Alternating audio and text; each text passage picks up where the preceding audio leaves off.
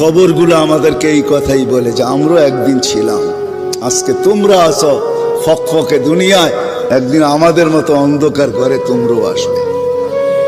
কবির কথাই সত্য, মিলে খাক মে আহলে শাহ कैसे कैसे জমি খা গই নওজোয়ান कैसे कैसे। কত বাদশাহী তো মাটির নিচে শেষ হয়ে গেল, কত জমিনই তো কত যুবককে অস্তিত্বহীন করে দিল। এটাই সত্য। আজল নে না ছোড়া কেসরা না দারা, মৌত আজ পর্যন্ত কাউকে ছাড়ে নাই। মৌতকে ফাঁকি দেওয়া যায় না, ওভারটেক করা যায় না। কোরআন এটাই বুঝায় ইউদরিকাল মৌত, মৌত তোমাকে ধরবেই ধরবে। সীমারেখা আসতে দাও, থাবা আসতে দেরি হবে না। ভাগবে তো ভাগবে কোথায়? আইনাল মাফার।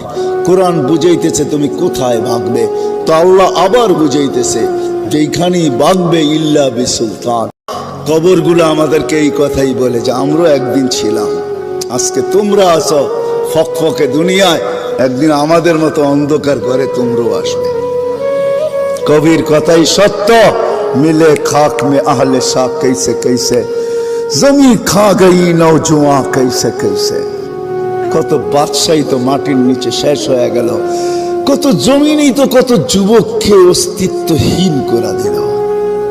এটাই সত্য। আজল নে না ছোড়া কেসরা না দারা, মৌত আজ পর্যন্ত কাউকে ছাড়ে নাই।